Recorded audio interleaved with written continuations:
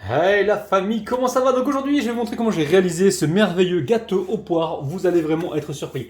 Vous êtes prêts? On part en cuisine, c'est parti.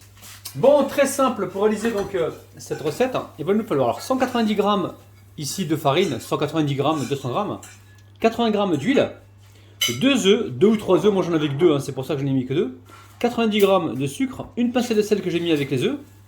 Il nous faudra également des poires. Ici, on verra ce qu'on prendra en poire. Et on verra au niveau du jus ce qu'on en mettra. D'accord? Il n'y a pas vraiment de quantité.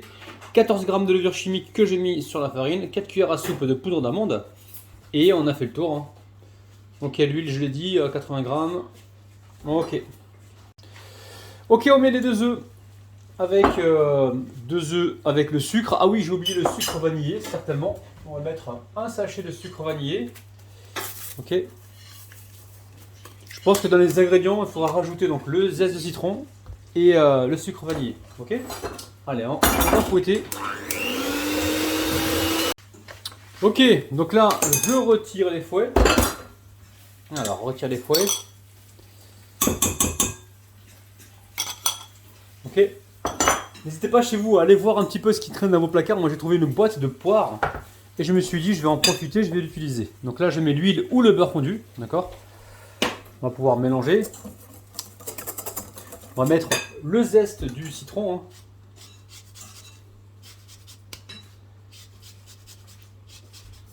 Alors soit le zeste complet, enfin le citron complet en zeste, ou soit la moitié, hein, c'est vous qui voyez. Donc là, cette lame microplane, pour ceux qui la veulent, vous avez le lien en bas de la vidéo, hein, d'accord? Vous allez pouvoir le commander. Ok. Je vous mets le lien, c'est la boutique Cuisine Rapide. Vous avez le lien en bas. Il y a plein de choses à commander dedans, si cela vous intéresse. Ok. Ok. Encore une fois, vous avez le lien en bas de la vidéo, hein, si vous voulez commander la lame microplane. D'ailleurs, c'est l'histoire de la lame microplane. Qui la connaît, les amis? Alors, je vais vous la faire courte, hein. Je vais vous la résumer rapidement. C'est au Texas, je crois, aux États-Unis. Il y a une dame qui cherchait justement pour la râpe pour le citron ou l'orange. Elle n'arrivait pas à le trouver, donc elle est partie dans la boîte à outils de son mari et elle a récupéré une sorte de lame qui ressemblait un petit peu à ça. Vous devez certainement la connaître, la lime des, je sais pas si on appelle, ouais, la râpe des menuisiers, pardon.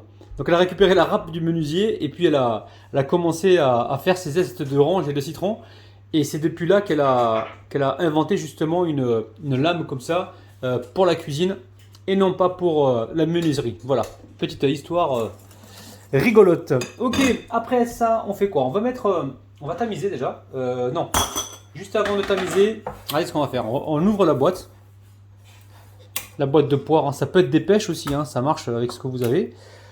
On ouvre la boîte de poire. Et là, je vais mettre du jus. Vous mettez pas de lait, vous mettez du jus. Combien de jus, je sais pas. D'accord. Vous mettez un petit verre.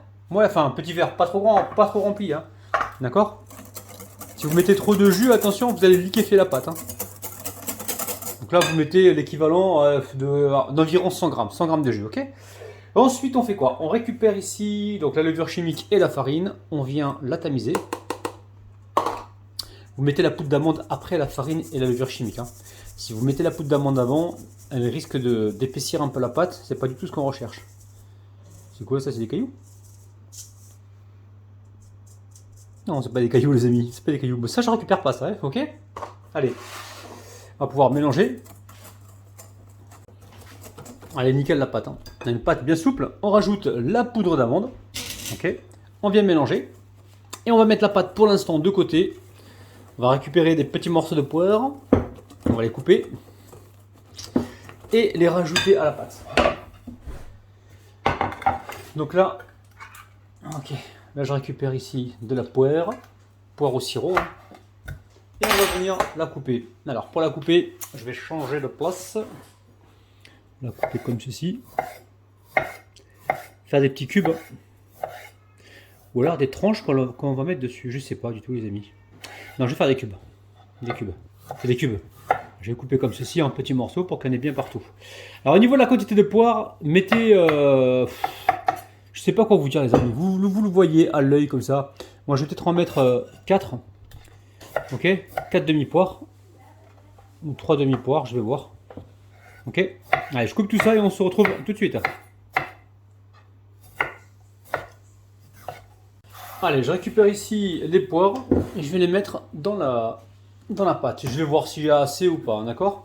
Ok, on va voir un petit peu si... Magnifique, vous avez vu? Bon, je pense qu'il y a assez, hein. Je sais pas ce que vous en pensez de votre côté. Dites-moi en commentaire si pour vous il y a assez ou pas. Magnifique, ok?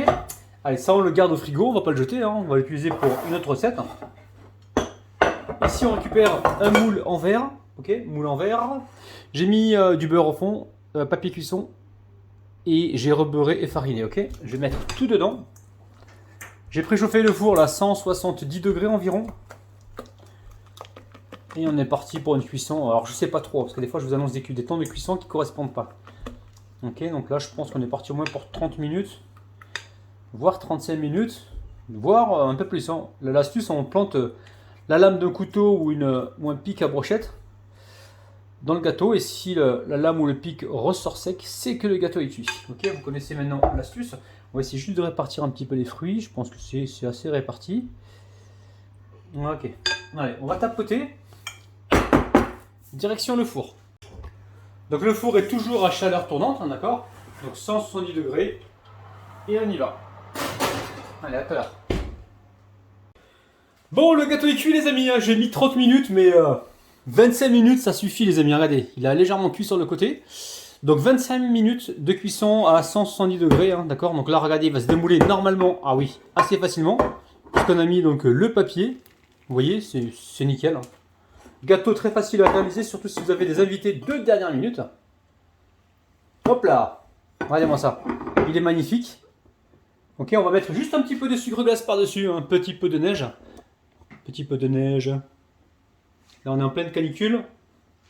Enfin, pleine canicule. On est en plein mois de début septembre, hein, d'accord? Et un petit peu de neige, je pense que ça peut nous rafraîchir un petit peu. Je dis n'importe quoi, c'est pas grave. Allez, occupe-toi de ton gâteau, Rabinou. Donc voilà les amis, gâteau super facile à réaliser. Je prends la petite photo et on se retrouve tout de suite pour la dégustation. Ok, allez c'est parti, on va se couper une petite part. Gâteau ultra moelleux les amis. Hein. Gâteau trampolinable. Hein. Hop, hop, hop, hop. Les amis, juste avant de vous montrer l'intérieur, prenez 2 secondes, ça prend vraiment 2 secondes. Abonnez-vous si ce n'est pas encore fait. Laissez-moi un petit pouce vers le haut. Et partagez la vidéo, ça prend 2 secondes. Où est-ce que j'ai mis la pelle à tarte? La pelle à tarte, elle est où? La pelle à tarte. Bon, je retrouve pas la pelle à tarte, c'est pas grave, on va utiliser le couteau. Je vais vous montrer ça. Waouh! Oh, le bout! Il y a encore le bout, j'ai encore ce problème de bout là, les amis. Regardez-moi ça, magnifique. Gâteau ultra trampolinable. C'est le degré international. Bon, ah là là là, regardez-moi ça. Regardez-moi ça, les amis, regardez-moi ça. Gâteau ultra moelleux. On va se couper une part. Ah. Hop, hop, hop, allez, go. Ah oui!